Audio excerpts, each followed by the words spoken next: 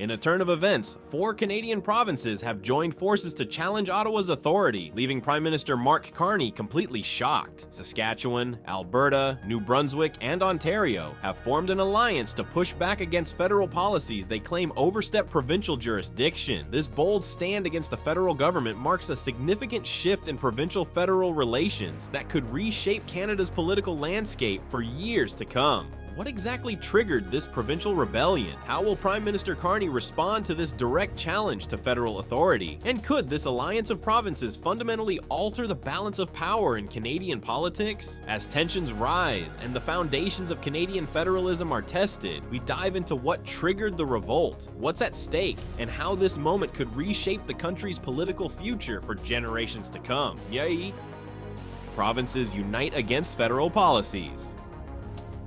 In a surprising turn of events, 4 provinces from across Canada have joined forces to challenge Ottawa's federal policies. Alberta, Saskatchewan, Quebec, and British Columbia have formed an unusual alliance that crosses traditional political divides. These provinces, which often disagree on many issues, have found common ground in their frustration with the federal government's approach to provincial rights.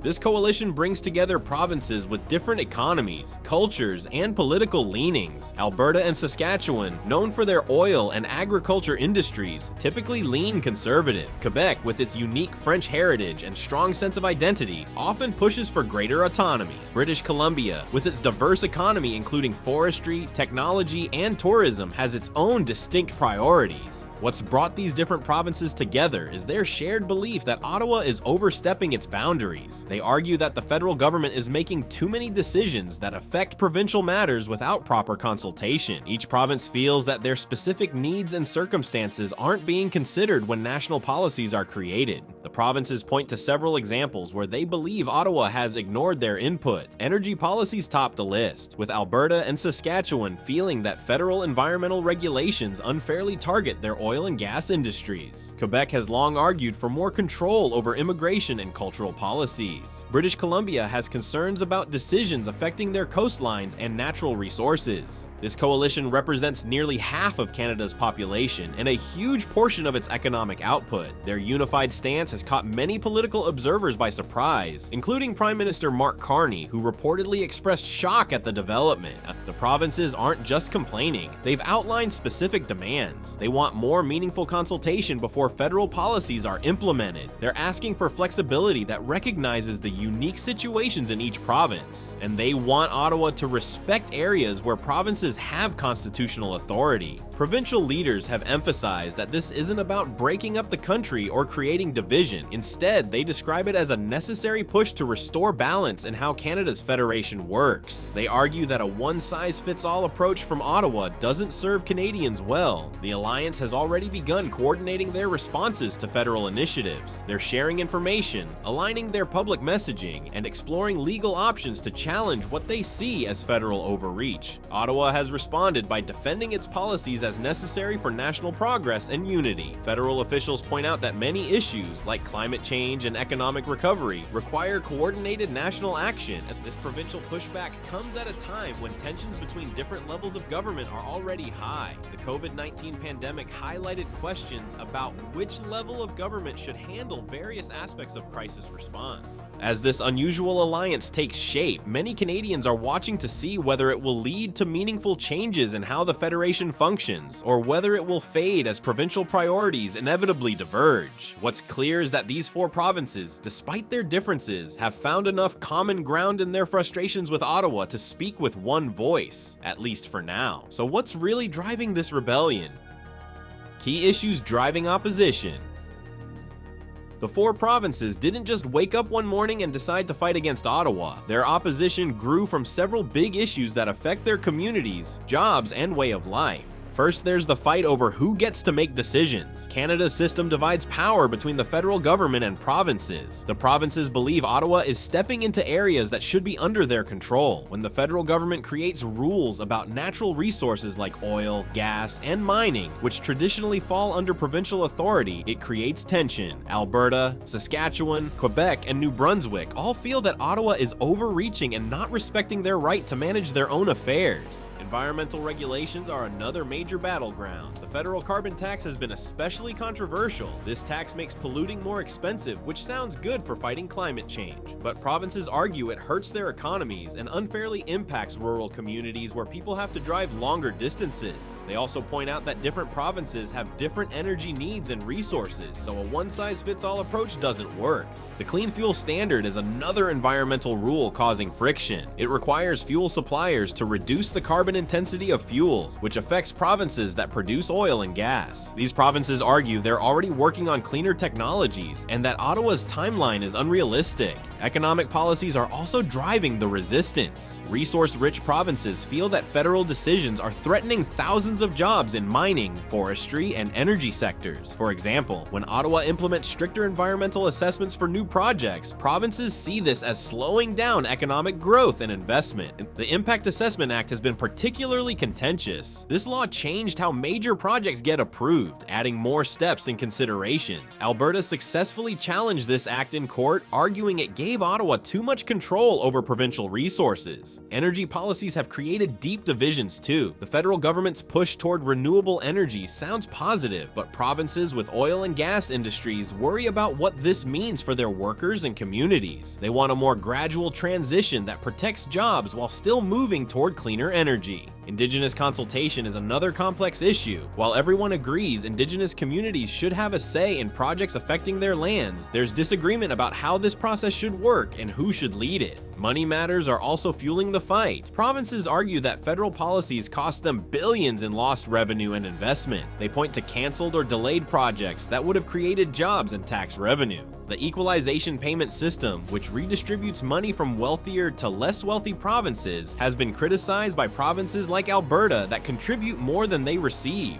Finally, there's frustration about how decisions are made. Provinces feel Ottawa often announces major policies without proper consultation, leaving them scrambling to adjust. They want more meaningful input before new rules are created. These issues aren't just political games. They affect real people's lives, from the oil worker in Alberta worried about their job to the family in New Brunswick concerned about heating costs. As these four provinces unite, they're sending a clear message that they want a different approach to how Canada handles these challenging issues. And they're doing it through legal and legislative firepower.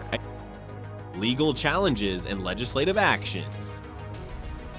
The four provinces didn't just complain about Ottawa's policies, they took action. When provinces feel the federal government is overstepping, they have tools to fight back. Let's look at what Alberta, Saskatchewan, Ontario, and Quebec have done to stand up to the federal government. Alberta made the boldest move by passing the Alberta Sovereignty within a United Canada Act in 2022. This law gives Alberta's government power to refuse to enforce federal laws they believe harm the province or go beyond what the Constitution allows. Premier Danielle Smith championed this law, saying Alberta needed to protect itself from Ottawa's overreach, especially on energy and environmental policies. The act doesn't mean Alberta can separate from Canada, but it does give the province a legal shield against federal rules they disagree with. Saskatchewan followed Alberta's lead with its own Saskatchewan First Act. This law declares that Saskatchewan has exclusive control over its natural resources, forestry, and electricity generation. Premier Scott Moe made it clear that his province wouldn't let Ottawa dictate how Saskatchewan manages its economy or resources. The act also created a special tribunal to calculate economic harm caused by federal policies. Ontario took a different approach by challenging federal policies in court. Premier Doug Ford's government filed lawsuits against the carbon tax, arguing it unfairly punishes Ontario families and businesses. Ontario also passed laws to speed up resource development and reduce red tape, directly pushing back against federal environmental regulations they see as too restrictive. Quebec has always been protective of its unique status and powers. The province used existing laws to block federal intrusion into healthcare, immigration, and cultural matters. Quebec's National Assembly passed motions rejecting federal environmental assessments for projects entirely within Quebec's borders. These provinces aren't just passing laws, they're fighting in courtrooms too. Several major court cases are working their way through Canada's legal system. The Supreme Court already ruled on the carbon tax case, deciding the federal government did have the right to impose it, but new challenges focus on different grounds, arguing that specific implementations of the tax unfairly target certain provinces. Another important court battle involves federal impact assessment laws. Alberta and other provinces argue these environmental reviews take too long, scare away investors, and step into areas that should be provincial decisions. In 2023, the Alberta Court of Appeal ruled that the Federal Impact Assessment Act went too far into provincial jurisdiction. Indigenous groups have sometimes sided with provinces in these legal fights, especially when federal policies affect their treaty rights or resource development on traditional lands. In other cases, they've supported federal environmental protections. Legal experts are divided on these provincial challenges. Some say provinces are rightfully defending their constitutional powers. Others worry these acts create confusion about which laws apply where and could lead to a patchwork of regulations across Canada. What's clear is that these legal and legislative actions have created one of the most serious federal-provincial conflicts in decades. The outcome will shape how power is shared in Canada for years to come. Think of Canada's federal system like a family trying to share one pizza. Impact on Canada's federal structure. Canada's system of government has always been like a family trying to share one pizza. The federal government in Ottawa takes some slices, and the provinces each get their own pieces too. But now, with 4 provinces joining forces against Ottawa, the whole pizza sharing arrangement is being questioned. Alberta, Saskatchewan, Quebec, and New Brunswick have created something pretty unusual in Canadian history. By standing together against federal policies, they've formed what some people are calling a provincial coalition. This isn't just about one small disagreement, it's about who gets to make big decisions that affect Canadians' everyday lives. For over 150 years, Canada has operated under a federal system where both levels of government have their own powers. The provinces handle things like education and healthcare, while Ottawa manages national defense and trade. But the lines between these responsibilities have always been a bit blurry, leading to arguments about who should decide what. The current dispute centers around environmental policies and resource management. The federal government, led by Prime Minister Carney, has pushed for stricter environmental regulations and carbon pricing. Meanwhile, provinces like Alberta and Saskatchewan, which depend heavily on oil and gas industries, feel these policies hurt their economies and step on their constitutional rights to control their natural resources.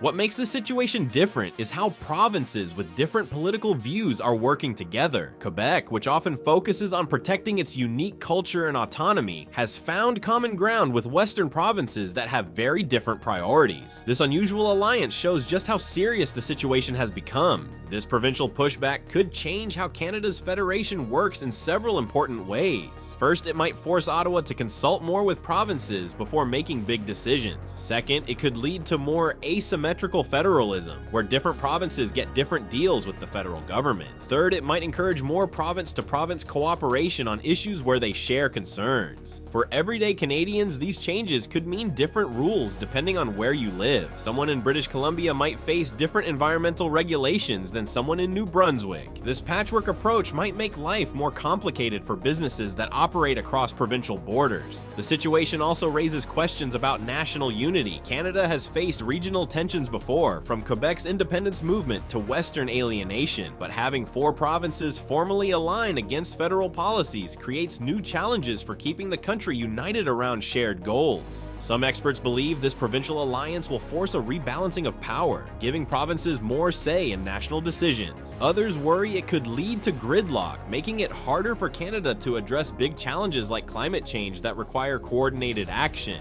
History shows that Canadian federalism has always evolved through these kinds of tensions. The current dispute isn't the first time provinces have pushed back against Ottawa, and it won't be the last. What's different now is the scale and coordination of the resistance. As this situation unfolds, Canadians are watching to see whether their federation will emerge stronger, with better cooperation between different levels of government, or whether regional differences will become even more pronounced. Either way, the current provincial alliance marks an important moment in how Canada's federal structure continues to develop and change. So what happens next?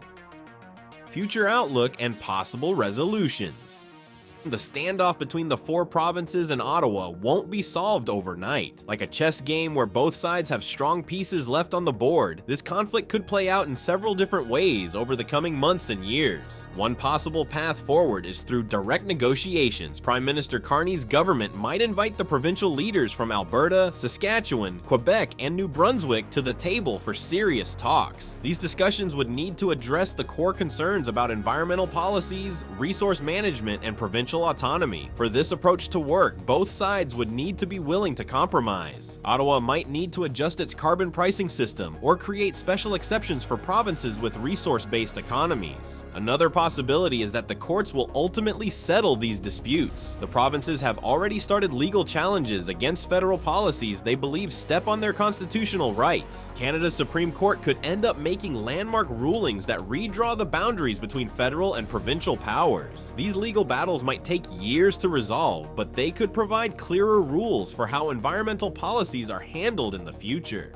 The conflict might also be addressed through policy adjustments. Ottawa could modify its approach to climate change and resource development, creating more flexible frameworks that allow provinces to meet environmental goals in ways that fit their specific situations. For example, Alberta might be given more time to transition away from oil and gas, while still working toward the same long-term climate targets. Provincial elections could also change the landscape. If new leaders come to power in any of these four provinces, they might take different positions on these federal-provincial issues. Similarly, the next federal election could bring in a government with different priorities and approaches to working with the provinces. Some experts believe this tension might actually lead to positive changes in how Canada's federation works. The provinces could develop new ways to work together on shared concerns, creating stronger interprovincial relationships. This might include formal agreements between provinces on trade, transportation, or environmental standards that work better for their regions. There's also the possibility that public opinion will influence how this plays out. If Canadians become increasingly concerned about climate change, they might pressure their provincial governments to work more cooperatively with federal environmental initiatives. On the other hand, if economic concerns become more pressing, there could be more support for the province's positions. For everyday Canadians, the resolution of this conflict will affect important aspects of their lives, from job opportunities in the energy sector to the price of gas at the pump and the quality of the environment. Young Canadians in particular have a big stake in how these issues are resolved, as they'll live with the long-term consequences of today's decisions about climate policy and resource development.